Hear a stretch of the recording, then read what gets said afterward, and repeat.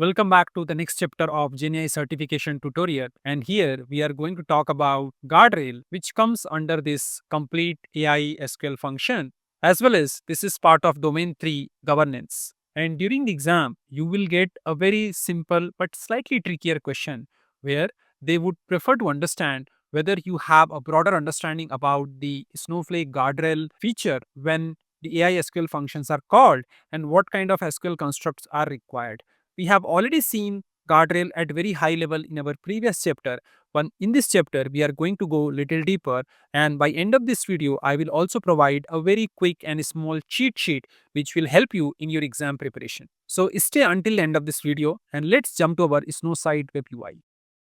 A quick reminder, all my videos are recorded in 4K, so switch to 4K for the best clarity. You can follow me on Instagram and message me to get a free copy of GenAI certification glossary. Perfect for your exam prep. Also, check the video setting because this video support more than 13 languages including Asian and European languages. So this is my guardrail.sql worksheet. I am using account admin role for all my queries. And let me quickly execute this tag. So when we go to check the account usage, we can use this tag to filter all the queries. So why do we need the guardrail? The primary purpose of the guardrail in Snowflake, or for that matter any AI-based application, is to filter possible unsafe and harmful response from the language model, or even if user is asking some harmful or unsafe question via prompt, this guardrail can certainly help us. So currently Snowflake Cortex Guard build using Meta's Llama Guard 3 large language model. When you call this complete Cortex function or AI complete function, it takes input parameter, your user prompt in object form, and finally this is the third parameter called option, and this is an object type, and here you can provide guardrails equals to true or false. So let's rerun this and understand how the result appears. So if I'm asking a question which is a very safe question, the guardrail will act, however the response will come without any issue. So let's quickly run this.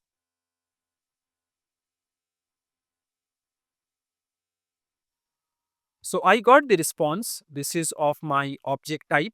And if you look into the usage, here I have my guardrail tokens equals to 255 compared to the token which is for the complete. Guardrail checks 13 different dimension before it says that this particular prompt and outcome is valid. And once this check is done, the response appeared back to the user. And that's why whenever you are going to use guardrail, make sure that guardrail consumed credit cost and you have to use it very carefully. Otherwise, for a large prompt, it will eat up a lot of token, which eventually will be converted into a credit cost. So during the exam, your guardrail question will be mixed with the syntax, with the usage, and with the cost. In the domain 3 from the governance part, in the domain 2 from the large language model, general purpose complete cortex function. Now, the default value of the guardrail is false. However, you can specify 0 or 1 also. And let me ask a very different question and then we'll see how the guardrail works in action. Now, this time I will give value 1, which is equals to true, and it can take the small true, capitalized true, the small false, capitalized false, 1 or 0. And here, remember that it is not guardrail, it is guardrails. So during the exam, if you get a syntax based question, always check whether it is guardrail or guardrails. So now with this guardrails equals to 1, let's see what response does it give. So here it clearly says that I cannot accommodate the request. Is there anything else I can help with you? Okay. So here it has taken 252 as a token and completion token is 18 and the prompt token is 17. So the total token is 287. So 18 plus 252 plus 17 is 287. Now few important things. So usage of Cortex Guard incurs compute charges based on the number of input token processed. And another important thing to remember, Cortex Guard is currently built with Meta's Llama Guard 3 large language model, and it is basically evaluate different dimensions like harmful content, abuse content, violence, self-harm, and so on. Now, if I'm going to ask a very simple question, what is 2 plus 2? Let's see how the token count changes. So even for this simple question, what is 2 plus 2? And the message is 4, it is still taking a quite a token compared to the completion token and prompt token, the value is pretty high. So this is very clear that guardrails equals to true is costing you slightly higher compared to your input token and output token. Let's say if I ask this question and let's see what happens. So here my token count has increased. My guardrail token counts also increased. So larger the prompt, it may consume more token cost. Now, if you want to use guardrail with AI complete, this is how the construct looks like. So we have already seen AI complete in our previous chapter, and this is basically named parameter. And here I'm passing temperature, top P, and guardrail equals to true. Show details is also equals to true. And let's run this. So this is my result, and here it also responded saying that I cannot help you. Looks good. And this is your variant data type. So now let's try giving a different model name and see how guardrail works. Let me change this to DeepSeek, and I re-executed that. So we know DeepSeek takes a little longer. What I'm doing it here may not be asked during the exam, but this is just for your awareness. So when any question comes in the exam, you will have a better confidence to answer and pick the right option. So here the response is response filtered by Cortex Guard. Looks good. So select Clot Sonnet.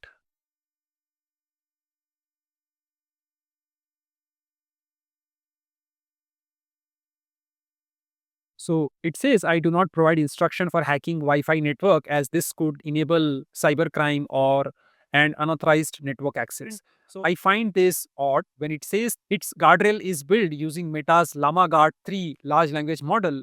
This large language model should provide a consistent response. However, for the same prompt, if I use different model, the different response is coming. So documentation does not give a complete clarity. Now let's quickly check our usage history table for the query tag equals to guardrail, and I'm running this query using my account admin role. So if you look into this function name, I have something called Cortex Guard along with AI complete, and then wherever I have used guardrails equals to true while calling the AI complete function, this is how it is recorded. So when it comes to the Cortex Guard, I do not have any model name. Likewise, I do not have any token credits granular and tokens granular because here it is directly providing me the token and the credit cost. Now, if I look into this 76 and 76, so you can safely assume that this is the same query. And for this particular query, I have the AI complete and I have the Cortex Guard. And this is the cost of running the Cortex Guard, and this is the cost of running the actual AI query. So here for AI complete, I have this input output credit, and this is my input output token, and this is the token to execute my guardrails. So this is all about the cost usage when it comes to guardrails equals to true. And we have a dedicated query in this playlist which talks about query usage history. So this is all about Cortex Guard, which is applicable only when it comes to the complete or AI complete SQL function. It is not applicable for your task specific functions. So here is your quick note about Guardrail, which you can refer for your certification exam.